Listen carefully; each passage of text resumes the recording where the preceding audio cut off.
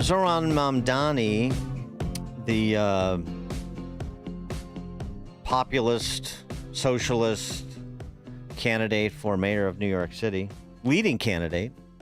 I know handsy Andy Cuomo is sticking in, and Eric Adams is there too, and Eric Adams raised a bit of money, but I think you still have to like Mamdani's chances, particularly if the party rallied around him. And it seems like that's happening. Yeah, there's been some criticisms from financiers like Bill Ackman and some concerns about what Mamdani's policies would mean for New York City's quality of life. We should know all about that because they're the same policies that are being pursued by Brandon Johnson for the last 2 years. I love the fact that the people, the Eastern Seaboard, have not taken notice of some of the other mayors of major urban centers and what they've been doing, which is maybe the rhetoric is slightly toned down from Mamdani's, but just slightly. Brandon Scott in Baltimore. Many we've gone through. Previous mayor of St. Louis. Now, there's been some replacements recently that were still Democrats, but who are taking a bit of a different approach, like Lurie in San Francisco that we've discussed, but sort of an outlier, really. But in terms of Mamdani, Hakeem Jeffries, the House Minority Leader, is resisting endorsing him. He's sort of trying to middle it. I don't really know him well enough to endorse him. Well, you should get to know him. Make a decision. No, I don't want to. I got it. Understood. But when it comes to the Socialist Spice Girls, that's a different story. And that's where the energy is. And importantly, that's where the mother's milk is. Pardon my Jesse Unruh, but I'm talking about the money. The halls here, this from MSNBC. Left-wing firebrands' massive fundraising halls leave vulnerable House Dems in the dust. AOC, almost $6 million in the second quarter. Jasmine Crockett, $2 million in the second quarter, as compared to the halls for a lot of Dems in swing districts around the country, where they're, under $500,000 or less in terms of their quarterly number. It's a big difference. And the money does matter, but it also signals something where the energy is. Well, they're rallying around the where the energy is, rallying around Mamdani. Pramila Jayapal, formerly the head of the Socialist Spice Girls Caucus, or whatever they call themselves, had this to say about Mamdani. She's excited. Yeah, he's bringing the party together at this point. Look, he's bringing anybody who can see the reality of the success of his candidacy and his campaign together. Anybody that's staying out at this point instead of endorsing this incredible dynamic leader is missing an opportunity. Do you think he won over any of the new members who weren't supporting him or on the fence? Sorry, what was that? Do you think he won over any members? Oh, I think it's hard not to be won over because it's the combination of his authenticity, his smarts, and his commitment to lifting up working people and making life better for real folks that is really inspiring and not always easy to find, and so I hope so. Yeah. Thank you, everybody. Yeah, looking forward to that city-run grocery store. Michael Baharaeen is the chief political analyst at the liberal Patriot. You can also get his writings at michaelbaharaeen.substack.com. Michael, thanks for joining us, Ken. Appreciate it. Hey, guys. Good to talk to you. So, I've been reading the Liberal Patriot, your work, and John Halpin's and Rui Teixeira's for a while. And this Mamdani incursion, if you will, into the political realm and surprise to some, victory in New York is really roiling Democrats, but you're hearing a lot of talk about it's a big tent. It needs to be from the DNC chairman, from David Axelrod, from members of Congress now like Pramila Jayapal. So they're getting more and more comfortable with Mamdani, it would seem to me. And does this create a ongoing brand problem for the larger party within the larger national electorate? Well, I don't think it helps, to be sure. I think Democrats are sort of still licking their wounds from last year's election and trying to figure out, where do they go? How do they fix this problem that seems to be that they've lost a lot of their working class support, voters who had long been in their coalition and, have been bleeding to Trump over the last 3 elections. And so, unfortunately, I think in the New York City example, you had a situation where a lot of people didn't take Mamdani very seriously until the very end, by which point, it was too late to really highlight for voters a lot of the things that would maybe make them a little more nervous. And so he kind of had a clear path to sort of, discard, ignore a lot of the past kind of controversial statements he had made and just talk about things that admittedly people wanted to hear about. He was talking about cost of living. He was talking about a lot of the same stuff that Republicans talked about last year. And it resonated beyond just kind of the, they call it the socialist corridor of Brooklynites in New York City, and it went to a lot of working class voters. He still didn't win majority support in that first round of voting. It looks like based on early polls, he's not going to win majority support probably in the general election either, but he's got kind of this high floor that nobody else has been able to match. So he's speaking to something that people, really it resonates with them, their cost of living issues, especially in a city like New York. The problem, though, for the Democrats is that, this was a low turnout primary election. 1 in 10 Democrats voted there in New York City, and it's a deep blue city, and to be thinking that what happened in New York maybe gives them ideas of what they should be doing nationally, I think is probably not wise at this point. Now, I mean, to be fair, some other races that are, in full competition at this point, like governor's races in New Jersey and Virginia.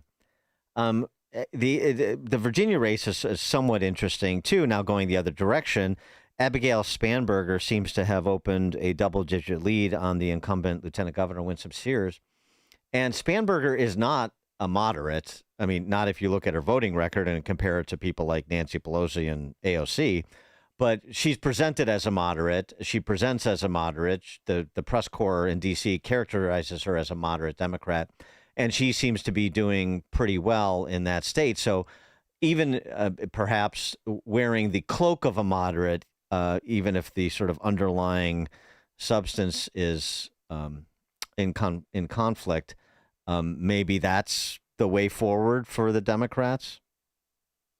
Well, yeah, there's a faction of the party that seems to understand, coming out of last year's election that, they have a cultural problem, they have a perception problem where, they just are seen as kind of out of touch with the median American. And, Spanberger, for better or worse, she has always kind of been attuned to that because she represented a swing district in Virginia before she started her governor's campaign. Coming out of the 2020 election, even though Joe Biden won, I think folks maybe don't always remember, Joe Biden won 2020, but Democrats actually lost several swing House races that cycle. She survived, but a lot of the races that they lost were because they were getting hit. Those candidates were with defund the police ads. And shortly after the election, she went straight at the squad caucus within the party and said, we need to stop this stuff, this silly rhetoric about defund the police, abolish prisons. This stuff is not helping us at all, which normal Americans kind of understand. But there were people in their caucus who were in deep blue districts and didn't really have to worry about the political ramifications of stuff like that. So I think people, Democrats who are running in districts and in states where they have to appeal beyond just their base, they have to win some moderate voters, they may even have to win some Republican voters, they kind of understand that they have to, distance themselves from that kind of thing. And so I think it's probably, they're seeing, probably in the New York City mayoral race that probably not in their favor. Even Spanberger has kind of wavered on or obfuscated on questions about whether she supports Mamdani. So I think they get that it's a problem. Now, whether they, can present a viable alternate vision and kind of contrast themselves and say, no, we have a better way. We're still going to talk about cost of living and we're still going to present better ideas for people, but we're not going to embrace a lot of the stuff that's coming out of Mamdani's side of the party. That remains to be seen. You did this piece for the Liberal Patriot on some recent Pew research on sort of the demo splits in the 2024 Trump-Harris election.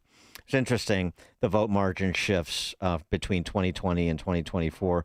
The double-digit shifts in Trump's direction: black men, Hispanic college, Hispanic non-college, Hispanic women, Asian non-college, lower income, black men 30 to 49, black college educated, black non-college, 18 to 29, 30 to 44, and independents. All of those cohorts moved at least 10 points in Trump's direction in 2024 as compared to 2020.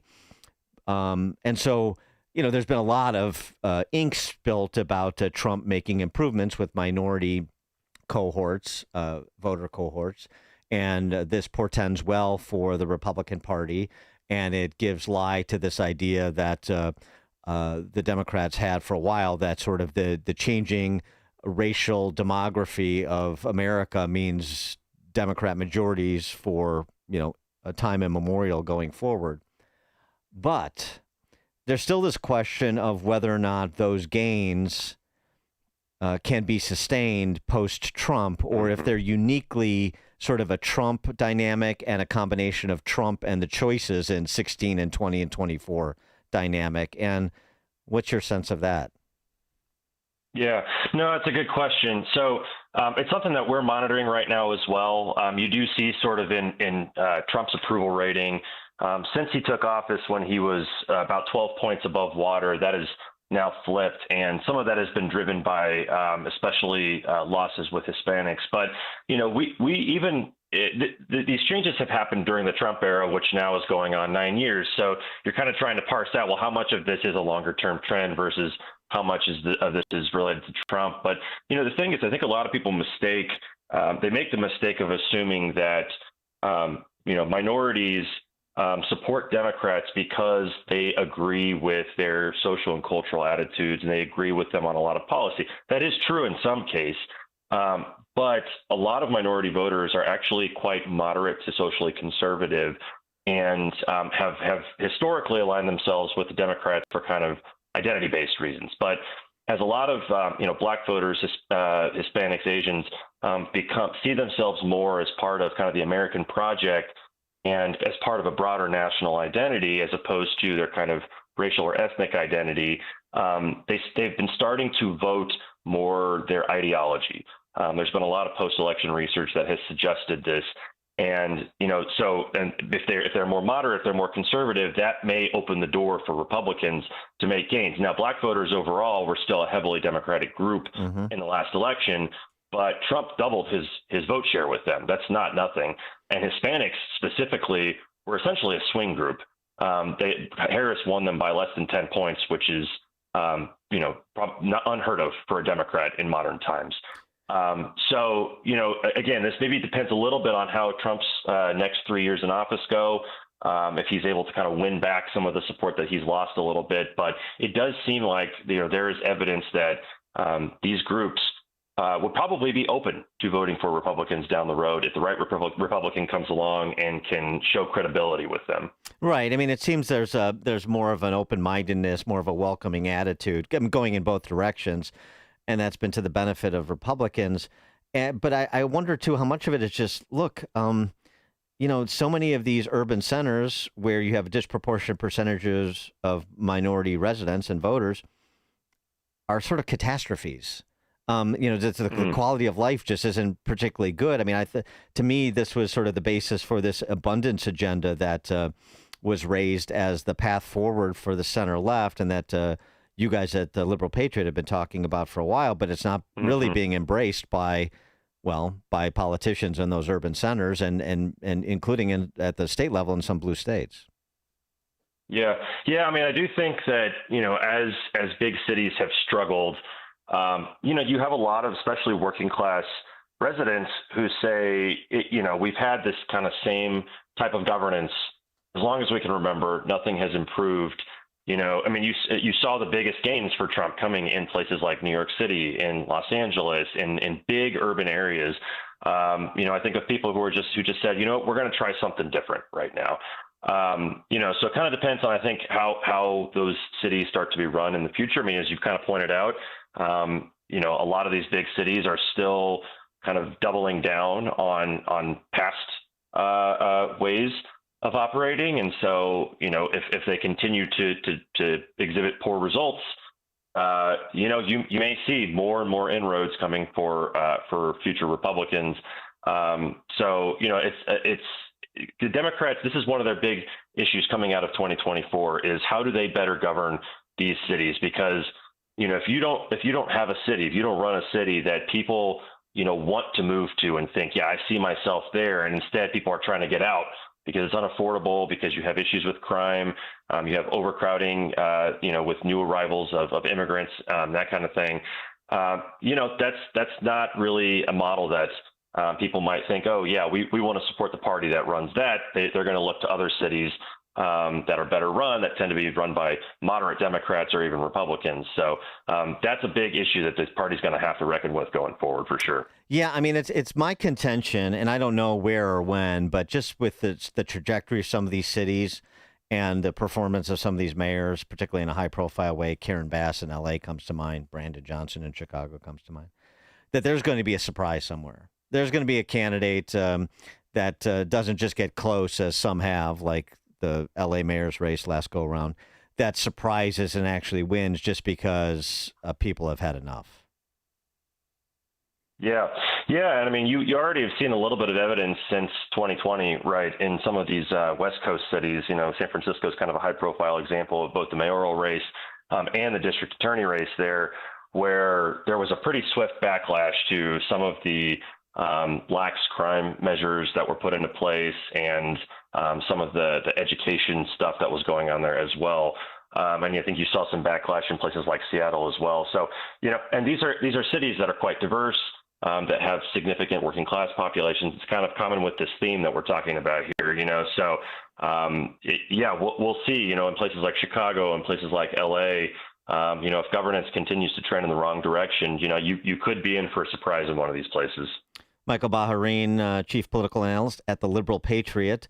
You can also get his writings at michaelbaharaeen.substack.com. Michael, thanks for joining us again. Appreciate it. Hey, thanks, Dan. And he joins us on the Turnkey.Pro answer line. Listen to podcasts of Dan and Amy from the AM 560 mobile app. Download it today at 560theanswer.com/mobile. Gain insight into building strong marriages and raising godly children with Focus on the Family with Jim Daly. Each weekday at 11:30 a.m. on our sister station, AM 1160. Hope for your life. Mike Lindell and MyPillow employees want to thank my listeners for all your continued support. Mike has a passion to help get everyone